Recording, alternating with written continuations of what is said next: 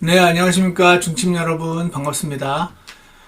이번 주일이 부활절이죠. 예수님이 부활하신 기쁜 그 날을 기념하는 부활절을 맞게 됩니다. 그래서 이번 한 주간,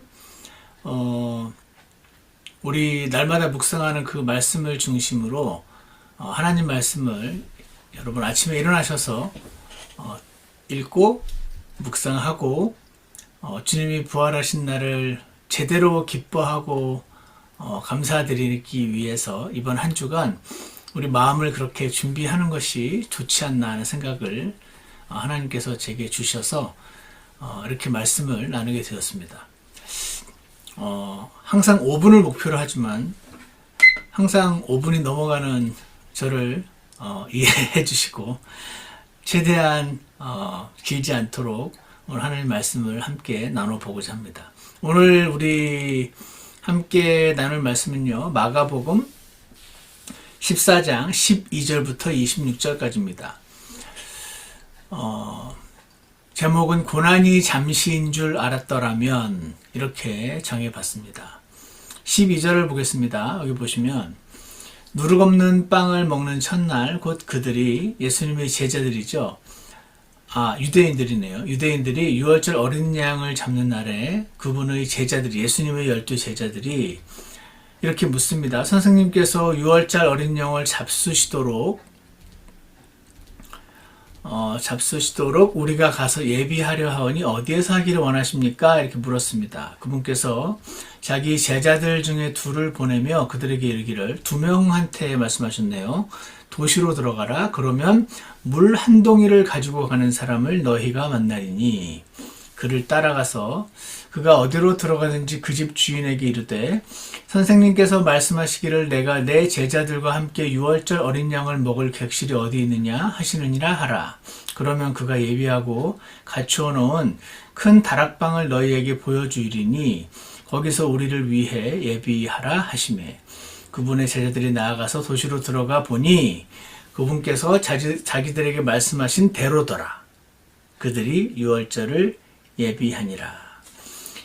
여기에 나타난 예수님은요, 지금 우리는 알죠. 예수님은 삼위일체 하나님, 아들 하나님이신데 그분이 사람의 몸을 입고 이 땅에 오신 분이십니다. 그런데 예수님이 이 땅에 계실 때요, 자신이 하나님이시지만 하나님으로서의 능력을 가능한 사용하지 않으셨습니다. 여러 가지 이유가 있지만 그래서 예수님께서는 철저하게 하늘에 계신 아버지 하나님, 본인은 아들 하나님이시죠. 또 성령 하나님이 계시고, 그래서 철저하게 이 아들 하나님으로서 아버지 하나님만 바라보시고 성령님의 능력을 힘입어서 마귀를 쫓아내시고 아버지를 계속 쳐다보시고, 그러니까 예수님은 이 땅에서 사람으로 사셨습니다. 아버지 하나님만 계속 쳐다보시고 성령님의 능력을 힘입어서 역사하시고, 가능하면 하나님으로서 능력을 사용하지 않으셨는데 지금 여기서 잠깐 자신이 전지하신 모든 것을 다 아시는 omniscient God이심을 보여주고 계십니다. 왜냐면 우리 지금 어린 양을 어디서 먹어야 될지 장소도 마땅치 않고 막 그렇다고 얘기를 했을 때 예수님이 도시로 들어가라잖아요. 그러면 물 한 동이를 가지고 가는 사람을 만날 거잖아요. 이게 별거 아닌 걸로 보이실 수도 있는데 이 물 한 동이는 1월 달에 그 물병 자리와 아무 상관없습니다. 아무 상관없고요. 어디 들어가면 거기에 물 한 동이를 가지고 가는 사람을 만날 건데 그 사람이 보이면 저기 물 한 동이를 지고 가는 사람이 있네? 따라가렵니다. 그가 어디로 들어가든지 이 사람은 그 집 주인은 아닐 수도 있을 것 같으네요. 지금 보니까. 그 물동이를 진 사람이 어디로 가거든 따라가면 그 사람이 어느 집으로 들어갈 텐데 그 사람을 따라 들어가면은 그 집의 그 주인에게 선생님께서 말씀하시기를 내가 내 제자들과 함께 유월절 어린 양을 먹을 객실이 어디 있느냐 이렇게 물으면 그가 방을 내줄 거다. 여러분, 이게요 작은 일이 아니지 않습니까? 생각을 해보시면 제자들이 도시로 들어가는 발걸음 속도와 물동이를 이고 지고 오는 사람의 발걸음 속도가 맞지 않으면 못 만납니다.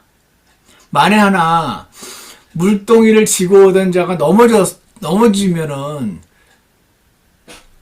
또 못 만나겠죠? 아니면 넘어졌더라도 그 사람이 이제 추스리고 오다가 만날 수는 있지만 물동이는 이미 깨졌으면은 이 제자들은 이 물동이를 진 자를 따라가야 되는데 누구를 따라가야 될지 모르잖아요. 그리고 이 물동이 진 사람은 그냥 왔어도 이 제자들이 예수님의 이 명령을 듣고 우물쭈물하다가 조금 늦게 나가면 못 만나는 겁니다. 이 모든 일들은 하나님만 이런 일을 가능하게 하실 수가 있습니다. 예수님은 자신의 하나님으로서의 능력을 가능한 사용하지 않으시는데 지금 이 장면에서 사용하고 계십니다.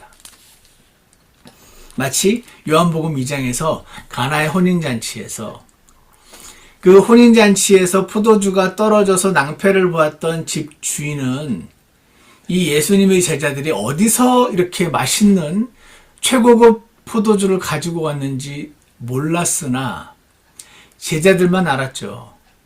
자기들이 포도주를 가지고 오지 않았고 예수님이 하신 명령대로 물을 떠서 물을 가져가는 도중에 물이 포도주로 변하는 걸 본 제자들. 그때 제자들이요.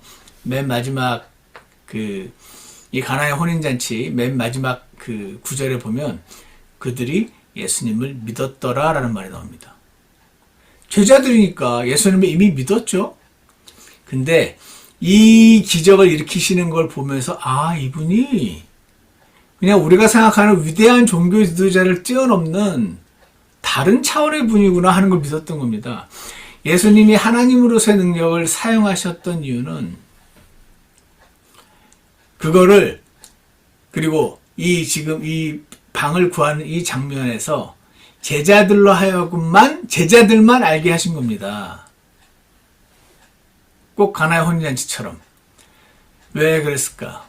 제가 오늘 이 말씀 묵상하면서 이제 곧 고난이 닥쳐올 텐데 곧 예수님이 체포될 텐데 예수님이 체포되면 어떻게 됩니까? 그동안 예수님이 왕인 줄 알고 메시아인 줄 알고 따르던 자들의 소망이 다 허사가 되어 버리지 않습니까? 그동안 예수님 따라다니느라 수고했던 모든 일들이 다 헛수고처럼 여겨지게 될 시간이 올 거 아닙니까? 그때 실족하지 말라고. 그래서 지금 하나님께서 은혜로 가능한 자신의 능력을 사용 안 하시는 분임에도 불구하고 지금 이 순간에 자신의 능력을 사용하셔서 전지하신 하나님이심을 보여주고 계십니다. 여러분, 사람은요, 나에게 닥친 어려움이 요거 잠깐만 잘 견뎌내면 곧 끝나고 기쁜 날이 올 거야 하는 줄을 알면은요, 지금 이 어려움을 견딜 힘이 나오는데, 지금 이 닥친 고난이 도대체 끝이 보이지 않는다고 느낄 때 주저앉게 됩니다. 유다도요, 물론 예수님이 제자였지만 예수님이 어떤 분인지 온전히 몰랐죠. 유다가 이 예수님이 전지하신 하나님인 줄 정말 알았으면 배반했을까요, 예수님을? 저는 안 했을 거라고 생각합니다. 예수님이 이제 곧 죽으실 건데, 딱 보니까 죽을 것 같은데, 죽어도 부활할 걸 정말 믿었더라면, 배반 안 했을 겁니다. 지금 예수님의 죽음과 부활조차도 잠깐이고, 그리고 나서 그분이 실제로 이 땅에 다시 오셔서 나라를 세우실 걸 진짜 알았더라면, 이 계산이 빠른 유다는 절대로 예수님을 배신하지 않았을 것입니다. 유다는 지금 이 고난과 어려움이 너무 지겨웠을 것입니다. 이제 그만하고 싶었을 것입니다. 어떻게 해야 살아남을 것인가 고민하던 그는 예수님을 배반하고 예수님과 같은 편에 서기를 거부하고 다른 편을 택했던 것입니다. 그래서 예수님은요, 24절에서 이것은 많은 사람을 위해 흘린 나의 피고 새 상속 언약의 피니라 이 말씀을 하십니다. 그리고 하나님 왕국에서 새롭게 마시는 이 포도주를 새롭게 마시는 그날까지라는 표현을 하십니다. 이게 무슨 말입니까? 내가 이제 곧 피 흘리고 죽을 거야. 하지만 나는 부활할 거야. 그리고 많은 사람을 위하여 흘린 피라고 되어 있잖아요. 지금 내가 이 정치적인 모략에 의해서 아니면 유다의 배신으로 인해서 안 죽고 싶은데 할 수 없이 죽는 게 아니고 내가 지금 피 흘리고 죽을 거지만 곧 부활할 거고 근데 그때 그 흘리는 피는 많은 사람을 위하여 흘린 나의 피 많은 사람들을 구속하기 위하여 내가 일부러 죽는 거야. 하지만 곧 다시 살아날 거야. 그리고 곧 다시 와서 이 땅에 하나님 왕국을 세울 거야. 그때 포도주를 다 같이 마시게 되는 기쁨의 그 날이 올 거야. 그 말을 지금 해주고 계신 것입니다. 유다는 고난이 너무 길고 희망이 없다고 생각해서 예수님을 배반했습니다. 예수님을 따르는 것을 포기했습니다. 그래서 처음에는 예수님이 참 놀라운 분이라고 생각하고 따랐을 것입니다. 이분은 진짜 메시아 맞네. 유대인은 왕이 되시겠네. 이 땅에 나라를 세우시겠는데? 그럼 나는 이 대선 캠프에 따라 들어가서 여기서 한 자리 할 수 있겠네. 이렇게 생각할 수도 있습니다. 이 사람은 계산이 빠른 사람이라고 나와 있으니까. 하지만 3년간 따라다녀봤더니 고난이 너무 이 사람의 기준에 컸었던 것 아닐까. 그리고 이 고난이 잠시인 줄 알았더라면 예수님 배반 안 했을 건데 이제 곧 예수님이 죽게 생긴 겁니다. 부활할 걸 알았으면 배반 안 했을 텐데. 부활하고 승천해서 다시 오셔서 이 땅에 포도주를 새롭게 마시게 되는 그 왕국을 세울 날이 오신다고 예수님이 계속 말씀하셨지만 그의 둔한 귀는 이러한 예수님의 말들이 하나도 귀에 들어오지 않았던 것 같습니다. 유다가 이 예수님께서 전지하신 하나님이심을 진짜 믿었더라면 그는 지금의 고난을 기쁘게 이겨냈지 않았을까요? 사랑하는 여러분, 우리도 지금 여러분과 제가 닥친 고난이 잠시인 줄 알았다면 우리는 예수님을 온전히 따르는 것을 포기하거나 예수님을 온전히 따르는 것을 중단하지 않을 것입니다. 오늘 예수님의 부활절을 우리 기념하면서 이 주는 고난주간이 아닙니다, 여러분. 예수님 어떻게 고난을 받으신지를 막 깊이 묵상하는 시간이 저는 성경에 한 번도 예수님이 부활하기 전 한 주간을 고난주간으로 예수님이 그 고난을 막 생각하면서 울고 금식하고 그렇게 명령하신 적이 한 번도 없습니다. 물론 좋은 의도로 그렇게 하시는 분을 저는 disagree 하지만 respect 합니다. 그러나 제가 믿는 바는 예수님이 진짜 부활하시는 분이고 그분은 진짜 하나님이셨고 실제로 부활하셨고 다시 오시고 이 상황을 알았더라면은 배신하지 않았을 유다를 보면서 우리가 알아야 될 것은 우리가 이 세상 고난은 잠시며 여러분과 제게 닥친 어려움은 잠시며 이 고난은 곧 끝날 것이고 부활하신 예수님은 부활하셨고 그분은 곧 다시 오셨다. 하나님 왕국에서 새롭게 포도주를 마시는 날이 곧 다시 올 것이다. 그날까지 예수님과 한 몸이 되었어. 예수님의 선택이 내 선택이 되도록 예수님의 기쁨이 나의 기쁨이 되도록 그렇게 살아가길 원하신다고 믿습니다. 부활절을 맞아서 오늘 우리가 생각해야 되는 것은 이 세상은 고난은 잠시이고 나는 이 세상을 예수님과 한 몸처럼 살며 너끈히 이겨낼 하나님의 은혜를 구하며 살아가라. 그렇게 말씀하시는 부활하신 예수님을 만나는 저와 여러분이 되시기를 축원합니다. 기도하겠습니다.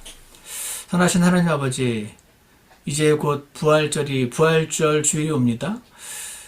예수님은 실제로 죽과 부활하셨음을 저희가 알고 있습니다. 하지만 그 당시 제자들은 어려웠던 것 같습니다. 그들이 정말 예수님이 하나님인 줄 알았더라면, 부활할 줄 정말 알았더라면, 그 다음에 정말 다시 오실 줄 정말 믿었더라면, 그들은 그렇게 어렵지 않았을 텐데, 그때 당시 그들이 한계였던 것 같습니다. 주님, 유다를 보면서 유다를 비난하는 쪽에 설 필요 없고, 우리도 이 세상의 고난이 잠시인 줄 모르면 유다처럼 예수님을 대놓고 배신하지는 않더라도 그분이 기뻐하지 않는 선택을 내리며 그분과 같은 편에 서지 않고 믿음의 길을 갈 수도 있음을 고백합니다. 선하신 하나님, 저희를 긍휼히 여겨주셔서 부활하신 예수님이 곧 다시 오실 것임을 믿고 오늘의 어려운 점을 주님께 맡기며 살아가는 자들 될 수 있도록 축복하여 주시옵소서. 예수님 이름으로 기도드렸습니다. 아멘. 오늘 말씀을 마치겠습니다.